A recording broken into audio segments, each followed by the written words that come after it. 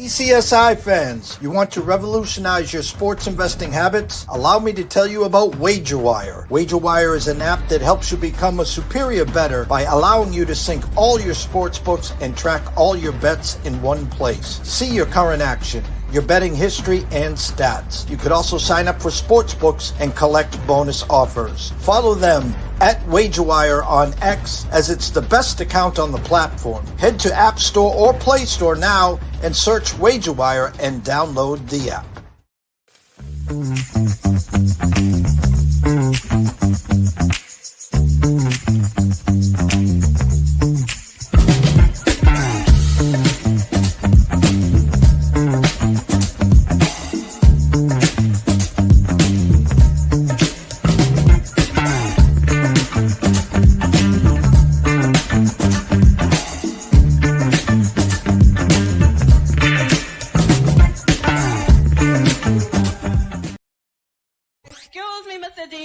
Check this out. We got a great show coming your way.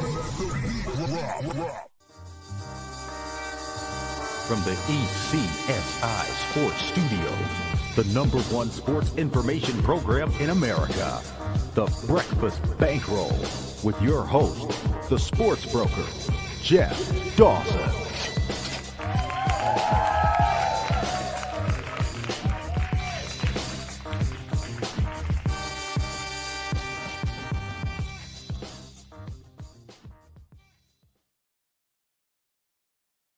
Good morning, sports fans from all around the globe. I am the co-host, Jeff Dawson, East Coast Sports Investors, and welcome to Re-Entry Monday of the Breakfast Bankroll, October 27, 2025. You've all survived, unless your name is Brian Kelly of LSU. Our Monday, Re-Entry Monday, we like to call him, a recap of what we saw over the weekend in NCAAF. Of course, Sunday in the NFL. And if you were a chalk player, if you were a favorites and overs, you made bank yesterday. It's kind of comical. It seems like a couple times a year the NFL gives you one of those weeks where the favorites and the overs come flying in and you got your chest out like this because that's what most degens do, or the public. Well, guess what? It looks like you made it to November. Will you make it to Thanksgiving? Never mind December 1st. First and foremost, a shout out to our proud sponsors and partnerships. It's WagerWire. Head on over to Google Play. Download the app. It is free. Travis, Zach, Guy, myself, Amber, Holly, Carol, Bucks, Matthew, Allen. The list is endless. Come on board, join us, and have a great, great time. The best community on X in the planet. AtlantaSteaksAndSeafood.com. Steaks, seafood, chops, appetizers, wine. Terry Smith's got it all. Come on over. Take a look at the 4 subscription plans. Just set it and forget it. Every 30 days, Terry will deliver you a box of protein. You'll only need to make sure you got a spare propane tank. ECSI VIPs. We end the weekend 5-0. Hats off. Great way to end the week on Saturday. LSU first half plus a half. LSU team total over 10.5. Get there. And then they get steamrolled, and then Brian Kelly gets fired. And yesterday in the NFL, 3-0. Early in the week, we released the Texans' money line against the 49ers. First half, time of possession, it was 24 minutes for the Texans, 6 minutes for the 49ers. They just couldn't get the Texans off the field. Denver team total over 27.5 for 28, wherever you shop, and they put up 44. And last night, Green Bay Packers team total over 23.5, 24, depends where you shop. Real bad first half for them, but I thought you'd get their A game, and you got it in the second half as they coast flying over that total as well. So without further ado, let's bring him in. Mr. Scotty Webb. What's up, champ? Hey, man. It's another new week, right? I mean, you know, it just keeps going. You got one game tonight, and then I already made a bet for Tuesday night. So there you go. How about that? Whoa, there you go. It's Re-Entry Monday. What did you see? I'm going to backtrack here. It's our football show, but I like Mondays. I like the Re-Entry fact. We get to talk about what we saw. And I want to go to the baseball to start, Scotty. Here was a Jays team that put up double digits. The Jays Nation chest out. We talked about it. If the Jays were going to win a game, they needed to set the tone. They had you Savage there. The perfect storm, even though the Dodgers took a 2-0 lead, but the floodgates open. Insert Yamamoto, who has been dominant. I don't want to say the Dodgers' back's against the wall, but you wanted to stop the bleeding. You wanted to set the tone, and sure enough, Yamamoto does that. Dodgers cruise 1-1 heading into tonight, Game 3. Glasnow versus was it Mad Max tonight? And Mad Max is a box of chocolates. The stage isn't too big. He's been down this road a million times. Glasnow, I had hinted that if they needed him to get to the back end, maybe would have came in game 1 or 2. And Roberts finally said, nah, we're going to start him game 3, showy game 4. Thoughts on Saturday's game, and then thoughts about tonight's game? Well, I think Saturday would have been a great spot to go and say, hey, let's bet the Dodgers in the series. Minus 135, and I did put that on our alert as well. After they lost the first game, I think that would have been a good spot. The Dodgers have players that have been around. The manager's been around. There's no panic in what they're doing. They understand, hey, look, we're going to lose every once in a while. It is what it is. So, these are Major League Baseball players, so it's going to happen. And then they just rebounded and came out and did what they did because, there's one thing about baseball that's a little different than football. In football, you can say, well, we got a great defense. Well, look at the Browns. If you got a great defense but can't score, you're not going to win games. So the Dodgers have a little bit of both, right? I mean, they got great starting pitching, and they got a good offense, and they're going to. If just because one game goes sour doesn't mean the rest of the series is going to go bad. Doesn't mean the next pitcher is going to go bad. And I think Yamamoto pitched really, really well. I'm wondering if they think in their head now that they should have pitched Yamamoto first and Snell second. I don't know that it matters. I mean, those two guys are really good. Maybe they just wanted to go lefty righty or something like that. So I don't know. Maybe that's what they wanted to do. But I think when you start to think about where they're at now. Dodgers are hard to beat at home. I know Toronto's hard to beat at home too, but Dodgers are hard to beat at home in that atmosphere and what's going on out there. And I think that they're kind of set where they want to be. Certainly, I don't know that they'll sweep this series out there, but they could. The pitching matchups will all favor them. So I think that there's certainly that capability is there. I guess some of me wants to sit there and go, are they going to pitch Kershaw at any point in time? I bet they'll throw him some out there. I bet they will. I bet he'll pitch out there. So I don't know. We'll see what happens. But I thought that, the Dodgers, all they had to do was win one on the road, and they did. And I would say that, theoretically, Toronto really wants to win two on the road. If they win one, great, it gets them to go back to Toronto, but they're going to have to win two in a row. And it's going to be hard to beat the Dodgers starting staff 2 in a row.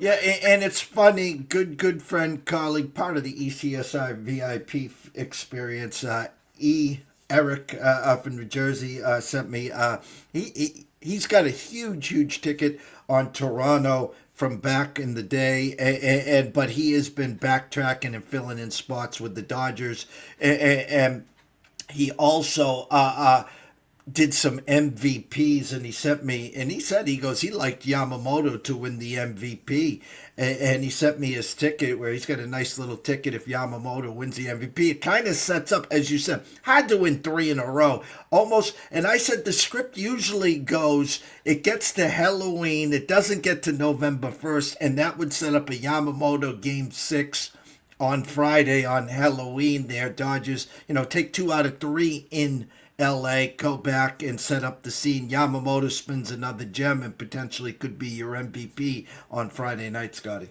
Maybe so. I think certainly depends on how the Dodgers win these games. if there's one guy that comes through and on offense, is the catalyst to those things. If you remember, to get to the World Series, what kind of game Shohei had at the end. He pitched what 7 innings or whatever and hit 3 home runs in the same game. So if he does that, I don't know that you're going to see a Yamamoto, whatever. So I think those are hard decisions to make. You got to have a portfolio, I think, of players to legitimately have shots at that kind of stuff. And I think Yamamoto is a great pick at this point, just because he had a great start in complete game. And if he goes out and does another great start, I don't want to say he's doing what Bumgarner did. Bumgarner won 2 games and came in relief. You know what I mean? Like, that's craziness. So, for starting pitchers, it's a little harder, because they only get to appear a couple times. But if they're that dominant, maybe they'll get there. And he was pretty damn dominant, that's for sure. Saturday, ECSI VIPs. We're looking for traction. I'm a team total player. I like to find edges in the first half, especially. And I kind of got snake bit early. We had Wake Forest plus the 4, minus 120. We bought the hook against SMU. We had them plus 145 on the pizza money. We had their team total over the 24.5, and you say 13-10, Jeff, never close. Well, they fumbled not once but twice inside the 5, and that's happened to us so many times this year that it makes me puke. So we start off well there. Wrong side. Congrats to Lane Kiffin. Congrats to Ole Miss. We had Oklahoma minus the 4.5. We had the team total of Oklahoma over 28.5. 26 points in the third quarter. Don't score in the fourth quarter. Thank you, Sooners. There. Indiana team total over 21.5 first half. And we cashed that one. And here's where I wanted to talk. Texas Tech team total over the 27.5 first half. We get there. We had their full game over 47.5, 42 after 3. Don't score in the fourth quarter. Come back at night. LSU plus a half in the first half. They win that outright. LSU team total over 10.5. First half win that. Then they get steamrolled. We'll get to Brian Kelly in a second. Very mad at myself. I left Utah first half team total over. Left their full game over as they absolutely destroyed Colorado there. What'd you see on Saturday, Scotty? Yeah, my plays, that I gave out, we went 4-2, so that's not terrible. Mm-hmm. I thought that Alabama survived somehow. They survived. I thought that was pretty critical to them, in the playoff run for the national championship. So I thought that was a big win for Alabama there. What was the other game? That was a bet that I made that I lost. Oh, and Temple I lost. Temple was ahead 14-3 or something at halftime, and they didn't really score in the second half. They won in overtime. So that Temple went and won in overtime. So it is what it is. But they lost. They lost outright, or not outright, but they lost the spread. They shouldn't have lost the spread, but whatever, it is what it is. Southern Mississippi was real good. San Diego State was real good. And I forget who the other winner. Oh, BYU. So we have Vanderbilt won, and I was on BYU too. And I thought that was a pretty good. That was an interesting game. Iowa State outgained them, but if you can't hold the ball, you're not going to win games. So it is what it is when it comes to football. That Vanderbilt game was kind of that way too.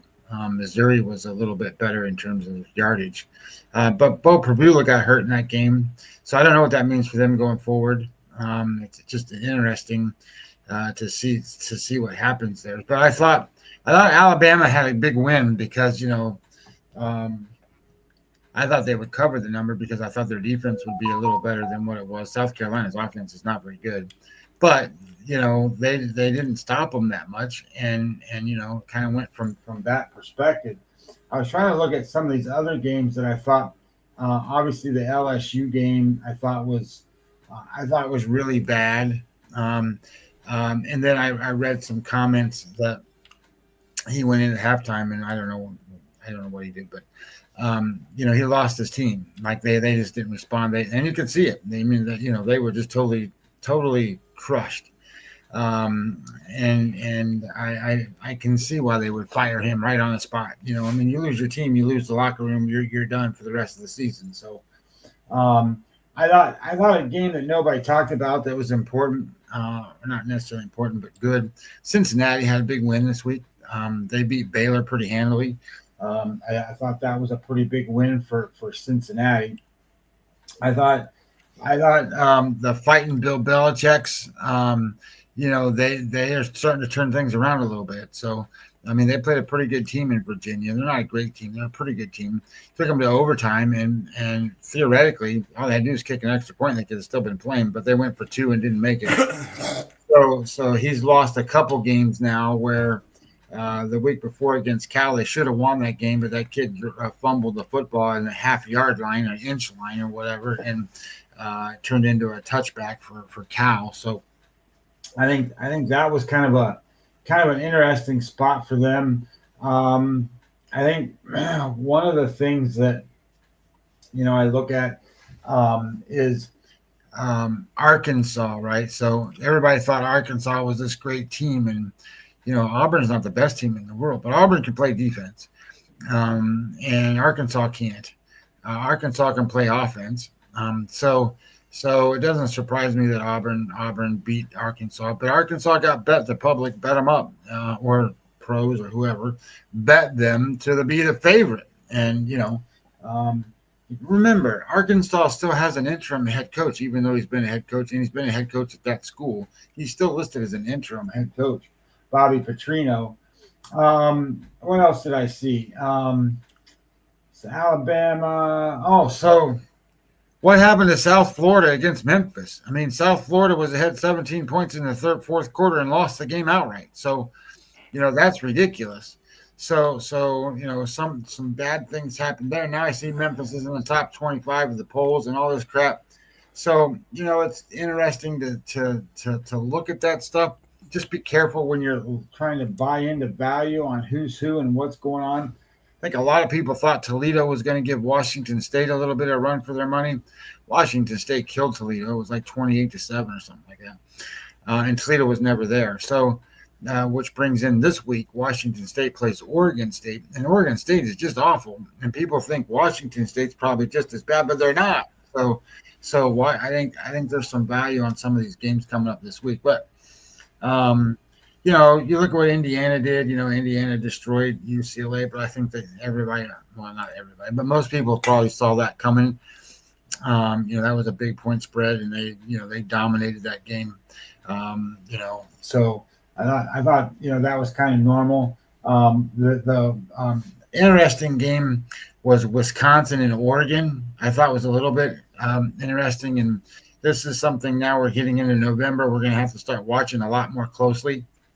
And there was a lot of rain and wind in that game, and there was a lot of low score. I don't remember what the score was at halftime, but it might have been like 14-0, or 14-7 even. It was very low scoring in the first half, and that's not a good indication that you're going to get a big 20-point cover or 30-point cover, where it was for Oregon in that game. So I think as you kind of go on and look at some of this stuff, we're going to have to follow the weather pattern a little bit more now that we're in November.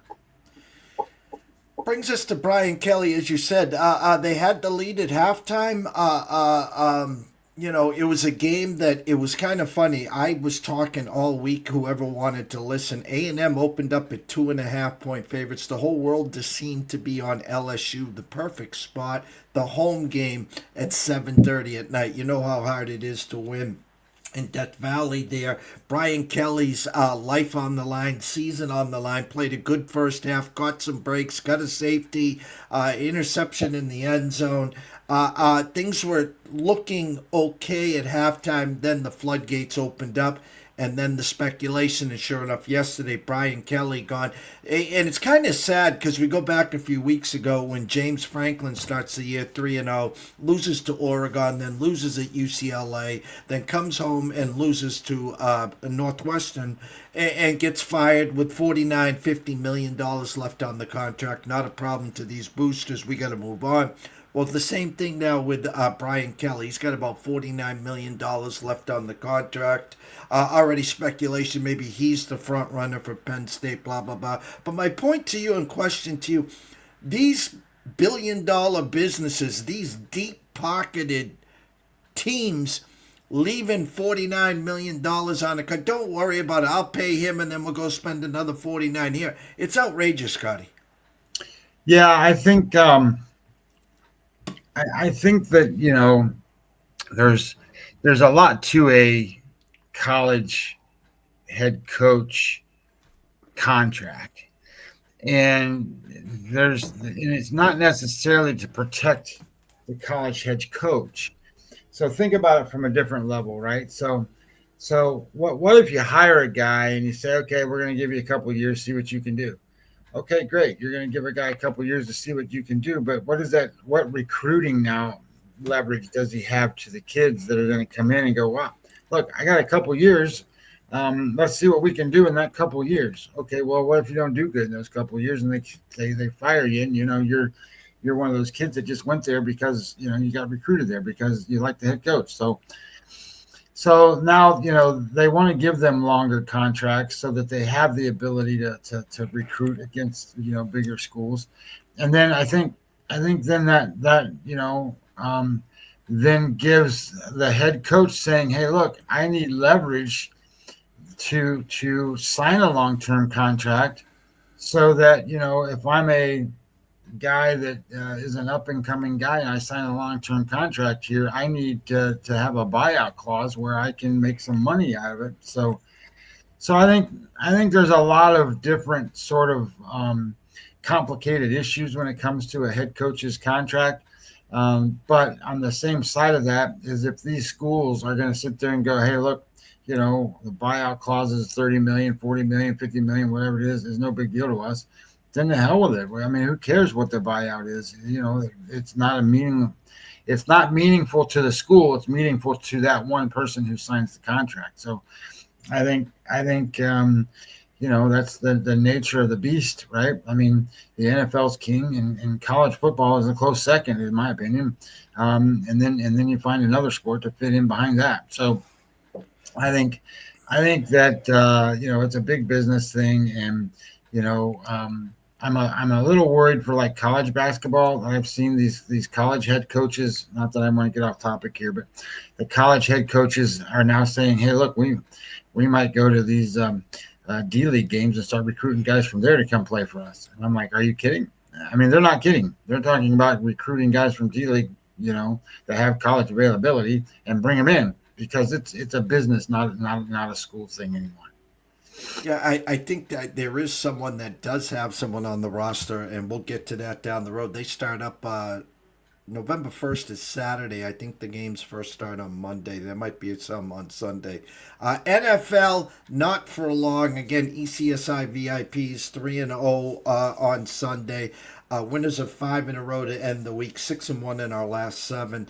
Circa Survivor, it's not if, it's when the Bengals decide to knock a huge chunk out. A contest that started with over 18,000 was down to less than 4,000. 2 big losses yesterday. The Bengals lose to the Jets. The Jets get their first win on the road in Cincinnati. And Atlanta, an absolute no-show. They played a hard-fought battle in San Francisco. Insert Kirk Cousins at home, no problem. Bijan's going to rush for 200 yards. Never in it. Miami, 7+ point underdogs, shock the world, and the Falcons go down there. Patriots, Drake May. Listen, hats off to Myles Garrett. 5 sacks on the day. No problem. Big second half of Drake May and the Pats as they keep rolling 6-2 there. Bills off a bye, put up a 40 burger there as they host Kansas City next week. And believe it or not, Kansas City, who plays tonight, which we'll get to, opens up 1-point favorites there. The Packers and Rodgers looking to beat the Packers, his former team, the last team standing for him to have completed the cycle to beat every NFL team. Good first half. Packers dominate the second half. Their defense dominates as they roll there. Scotty, what jumped out in the NFL for you? There's haves and have-nots. I mean, we've been talking about this a little bit. Look, those games, there was so if you go back and look, starting on Thursday, 37-10, 34-10, 30-16, 40-9, 26-15, 32-13, 38-20, 23-3, 44-24, 38-14, 35-25. These weren't competitive games. Hardly any of them. And you even the game where you have Miami who wins as a dog beats the crap out of the other team, right? And the only game that was really a legit dog kind of came back and played like a dog and won was the Jets. So I think that it was just a how do I say this? This was just a bad week for me in the NFL. I mean, now the NFL gambling wise, I mean, I was 1-1 yesterday. I don't play a lot in NFL. I mean, I was a little disappointed because I was on the Bengals, who were doing great. I mean, they were ahead by I don't remember what the score was. I think they were ahead by at least 2 touchdowns in the third quarter. And how do you give up 39 points to a Jets team that can't score? So anyway, point being is, football's football. Stuff happens. I was on Buffalo yesterday, so it balanced out. I mean, I didn't lose money. I didn't make money. There was entertainment value for me. I talked myself out of betting on Tampa Bay, and they were the right side, and I talked myself out of betting on Green Bay, which was the right side. So, I lost 2 games because I left them on the table and talked myself out of betting them. But I thought the NFL was non-plus for me. It was. I mean, there was some things that happened yesterday that was kind of cool. In terms of plays and different things and things like that. But in terms of outcomes, in terms of, and then here's another food for thought item, right? If I go over here, the team tiers are now updated other than tonight's game, right? And the Colts are the best team in the NFL. They're the best team in the NFL. Okay. Statistically, they're the best team in the NFL, and they don't play nobody yet. So you've got teams like that, and then you've got the Chiefs, Buffalo, Green Bay, the Rams, the Lions, and the Patriots are right there. Well, are the Patriots as good as the Lions, the Rams? And I'm not trying to pick on your team, but the Chiefs and the Bills and the Packers and stuff. Yeah, they beat the Bills, but don't forget, in the big grand scheme of things, the way the NFL works is if you were a good team, you're going to play a good schedule and a tough schedule. If you were a bad team, you're going to play all the bad teams, and that gives you competitive advantage to even make a playoff run if you become good. Like, look at what Denver did last year, right? Denver became good. They went on a little bit of a run, and they're doing the same thing in some of these other teams. So be real careful who you think is the best team in the NFL right now because of the competition that they're playing. And then go look at who Kansas City plays every single week. You know what I mean? Like every single week they're playing the best team in the NFL, or whoever that may be, or one of the best teams in the NFL other than their own division. And their own division is really good other than the Raiders. So, I think you just have to take things into context a little bit and then kind of decide on what's the best thing and what's good. So that is a perspective that I think is really evident in this year's stuff. So I think you made a tweet, and I've seen it a couple places now, where the Baltimore Ravens have won. What they won? 2 games, 3 games. they're the favorite to win their division now. I mean, you know what I mean? Like they're 2-5 or whatever it is, halfway through the season, and they're the favorite to win it all in their own division. So does that mean they're really good? Probably does. But why are they 2-5? Well, we got injuries, and they can't stop anybody. But they played pretty good defense yesterday. So I think you just gotta keep in mind what the NFL really is. And yes, they're competitive games, or supposed to be competitive games. They have weeks like this, I guess, every once in a while, where they're just not competitive games. Hopefully next week, what does the schedule look like next week? Hopefully next week's a little better than that. You got Baltimore and Miami on a Thursday night. That's probably not good. Chicago, Cincinnati could be competitive. Giants, I didn't like the Scatterboo got hurt. I thought that was kind of bad. I thought it was a bad spot for San Francisco yesterday. So see what happens in that one. Atlanta on a rebound against New England. I don't know what that's going to look like. I suppose Penix will probably play in that game. Indianapolis plays Pittsburgh. You can't sell me on this Pittsburgh defense, so I'm not sure how that's going to come out. But they got Indianapolis has to play on the road, so that's not necessarily a good thing for them. They're favored in that game. Carolina plays Green Bay. You saw Carolina. They gave up 40. They'll probably give up 40 again. Minnesota, Detroit. Minnesota's not any good, so Detroit's pretty good. So I think that's a big. Denver and Houston, maybe that's a good game. Chargers play Tennessee, Jacksonville, and the Raiders. New Orleans and the Rams, and then there's the big game, right? The big game is Kansas City and Buffalo, Seattle, Washington, Arizona, Dallas. I mean, where's like I think the first week of the season had much better games than these. I mean, to be honest, maybe there'll be some more as we come up and as we go along, but I'm excited for that Kansas City Buffalo game. That's for sure. I mean, we always are every time they play. But I just don't like. I don't think Buffalo's defense is good enough. If you remember right, they played Baltimore in the opening game. It was like 41-40 or something. I mean, like, come on, So if they're going to play a game like that, good luck.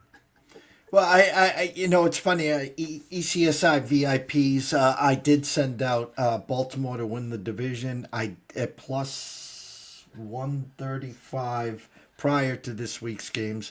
I also sent out them on plus money to make the playoffs. It was more the return of Lamar. How good would their defense be after a bye week, and who's getting healthy and who's not, and Lamar playing, and then the banana in the tailpipe.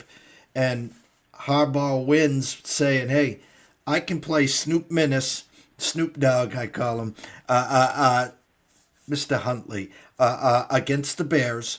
And it's a short week because we got to go to Miami on Thursday, and Lamar has shined there in his career. I don't know how quick he'll bounce back. Let's find a way to beat the Bears with Huntley, and then let's bring in Lamar on Thursday. And the thought process was Packers were going to beat the Steelers anyways.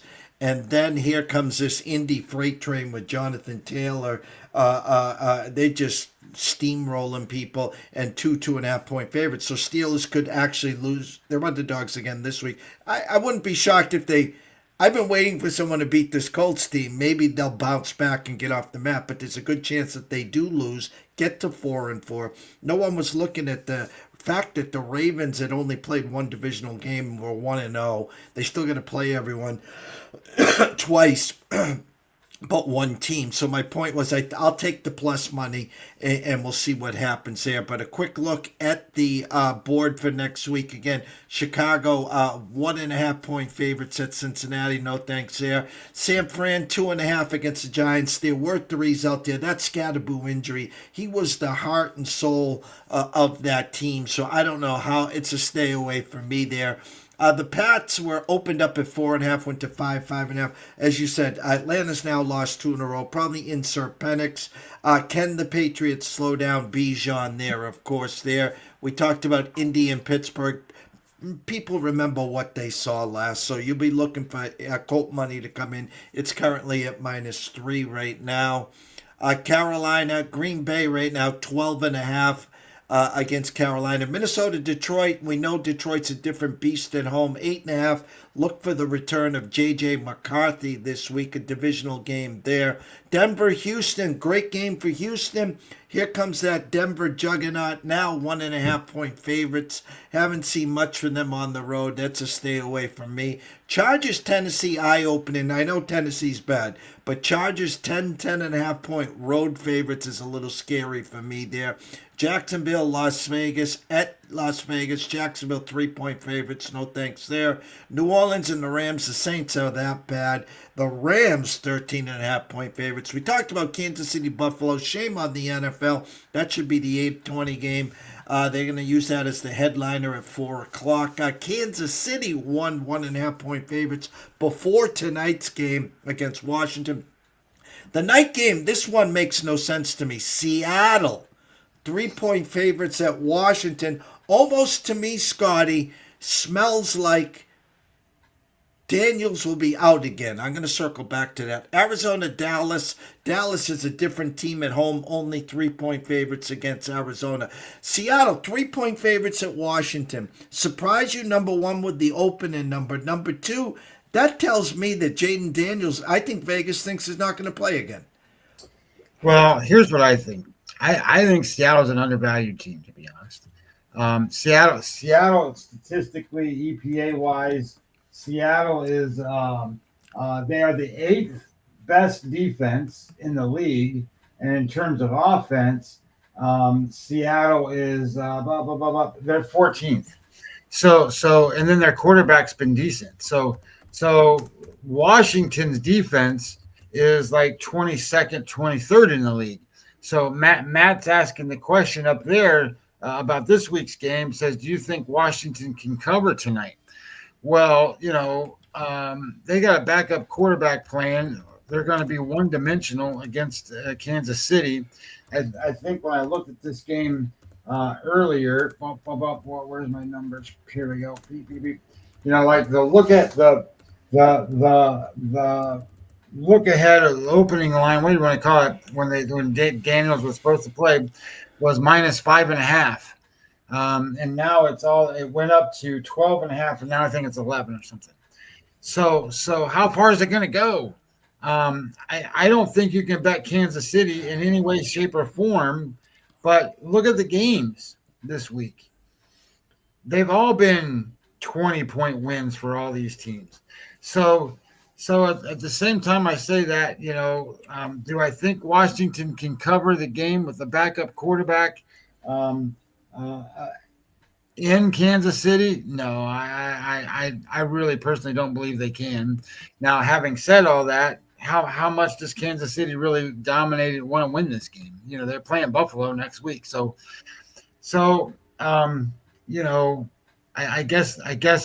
I guess my strategy to this game is to sit back and watch this game. I'm not gonna bet this game. I think if you were gonna bet it, you either needed to maximize getting your bet at Washington plus 12.5, or whatever it was, or you needed to bet it, like the look ahead line at -5.5 or whatever it was for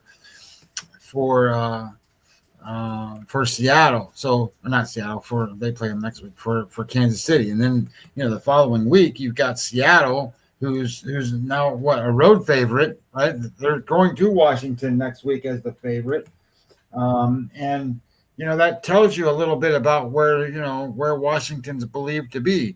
And if you look at them on the team tiers and where they rank, they've got a middling offense. And that middling offense would be with, Daniels as being their better quarterback.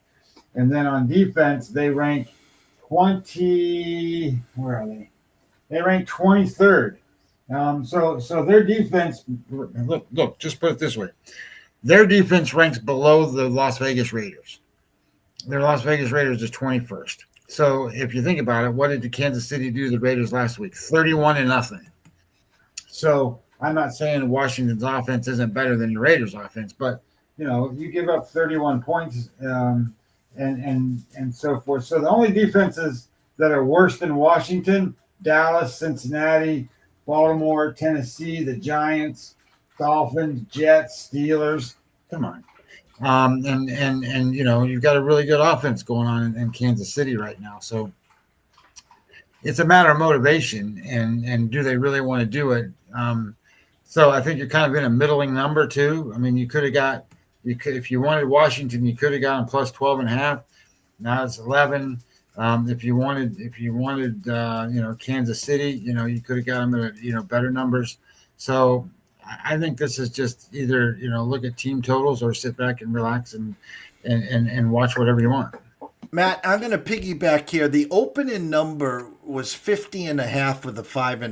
Jaden Daniels out. Insert Marcus Mariota, who's serviceable. He is serviceable, and I'm not calling him Jaden Daniels, but they can run the same offense with Mariota as they do Jaden Daniels. It's now 48 with an 11 at the Circa. Good morning, Mr. Benson, Mr. Stevens. I'm going to take it a step further, Matt. If you like Washington, Vegas is trying to find a number where they can get what's the number that appeases the Washington backers. This Chiefs team has been a juggernaut of late. They got Rashee Rice back. Defense is playing great. They got Brashad Smith, Kareem Hunt, Isaiah Pacheco, Hollywood. The list is endless. They got weapons, and their defense is playing great. Now, the one caveat is they got Buffalo next week at Buffalo, which has a lot of long-term effects if it comes down to playoffs and seedings, who's going to host what and where.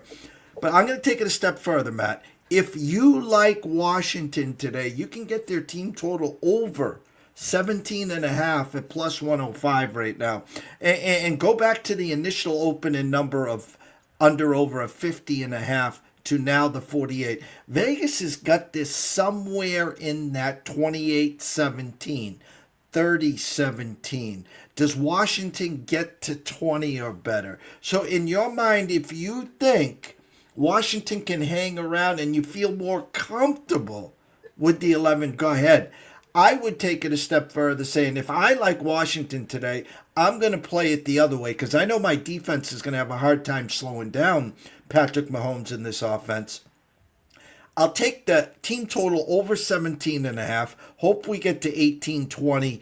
And I don't care if Mahomes hits Kels for a 60-yarder to end the game and it lands 40-20. I've already cashed my ticket. So again, if you like Washington and you don't want to worry about a late score, a pick six or whatever, and you think they're going to be competitive, take their team total over the 17.5, Scotty. Yeah, that's why I like if you try to figure out a way to bet these games, you kind of have to look at stuff like that because I think even if you miss numbers on the line, you can get numbers that you might feel more comfortable with on team total. So I think that's a great way to look at it. Again, Monday night World Series, Kansas City hosting Washington. Shout out to PB. Thank you so much for retweeting the stream. Yes, the Pats are back. Drake May, Josh McDaniels. They're playing great football. Before we line up the duck boats in the parade, PB, excuse me. You only can play the schedule that's in front of you. Okay, so this winning streak, back in the day, PB, we used to call them tomato cans. We can't call them tomato cans because we've been tomato cans ourselves for the last couple of years. So enjoy the run. Tough spot this week with Atlanta. Again, losers of 2 in a row. The assumption is Penix will be back. Going to have to slow down Bijan, of course. Will Drake London play? Yada, yada, yada. Scotty, closing thoughts. Yeah, I wanted to talk about these games start Tuesday, so I made a bet today for Tuesday, so I wanted to talk about that game if you don't mind. No. The game that I'm going to talk about is James Madison at Texas State.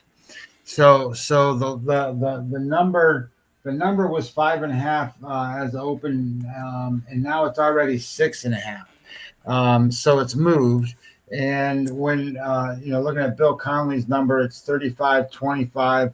My model runs it through with the AI thing, and it's 35-21. So very similar.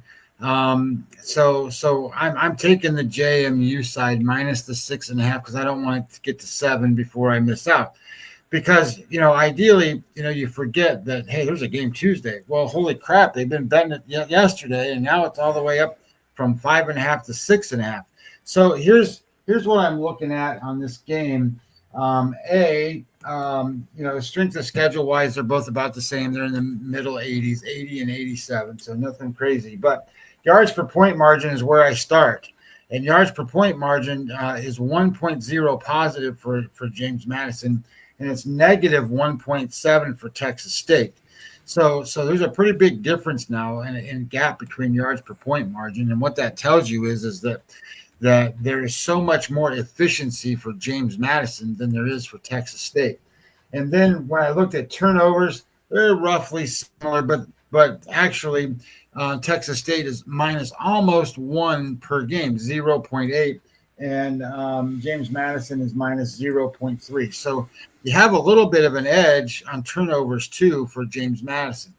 So how did I end up getting on this thinking that it was going to go over the point spread?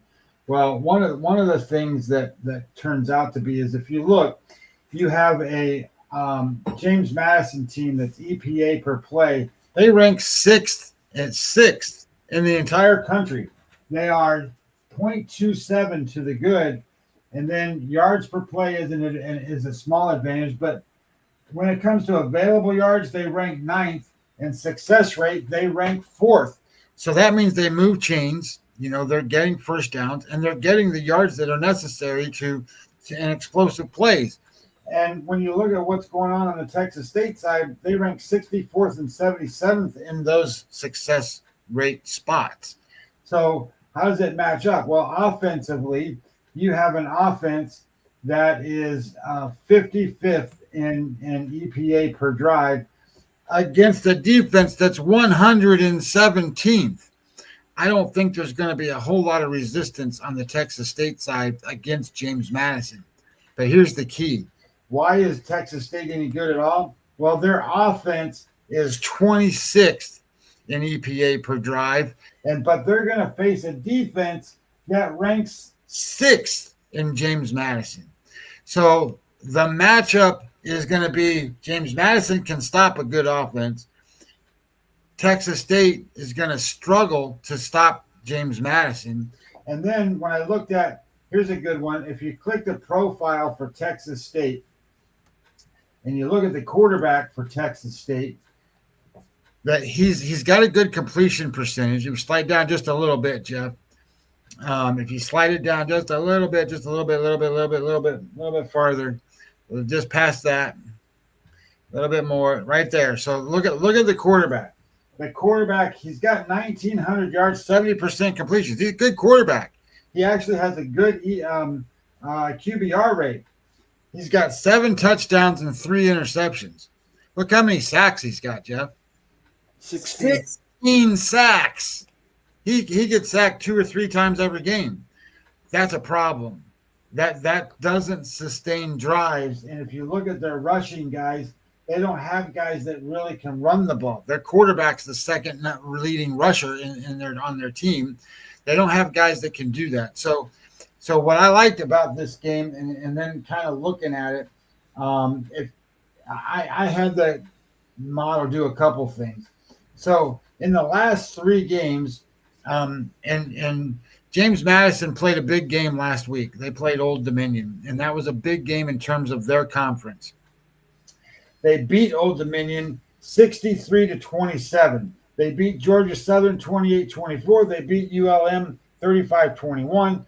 Their offense is averaging in the last 3 games 42 points a game, plus 2.5 turnover margin. They held ODU to only 10 points in the second half in that game. Their quarterback threw for 448 yards and 6 touchdowns in that game against ODU. Like, this team is James Madison's really good. And don't forget, that's where Signetti came from. Signetti came from there, got that program going, and then he took off, right? So and now they're going to face Texas State. Texas State lost to Marshall, lost to Arkansas State, lost to they beat Nichols. Okay, this is a defense, and in the last 3 games, that has allowed 40 points a game. I don't see how they're going to slow down James Madison enough to stay within a touchdown of this team. So I didn't want to have to pay over that number. And I think as people go, oh shit, it's Monday. Let's look at tonight's game. And then tomorrow they wake up and go, oh, there's football today. Let's start betting this game. It's going to be too late. Like jump in there and get it at minus under 7. So there you go. That's what I did. ECSI VIPs, anyone looking for a great deal for the rest of 2025, we have 4 days left for the month of October. And then we got November 1st, which to me is a big day because it's the start of college hoops. I'm getting a deal for anyone watching and listening that's interested. I'm going to give you the rest of 2025 for $99. We have a $3 a day ECSI VIP experience. I'm going to make it easier on you guys right now as we speak. Send me a DM on Twitter at EC Sports Invest, or send me an email at eastcoastsportsinvestors.com. eastcoastsportsinvestors@gmail.com.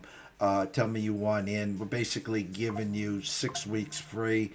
Buy one, get one free, just to get your feet wet for 2026. And tomorrow, me and Scott will be back around 9:15. Andrew McGinnis will be back around 10:30 to talk some NHL and everything like that. So, guys, it's been a great week. Nice little run, 5-0 to end the week to the ECSI VIPs.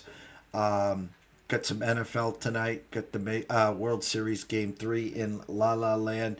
PB, Matt, thank you for all the trust and support. Everyone else, we can't thank you enough. Behave yourself. Enjoy your week. It's a new week.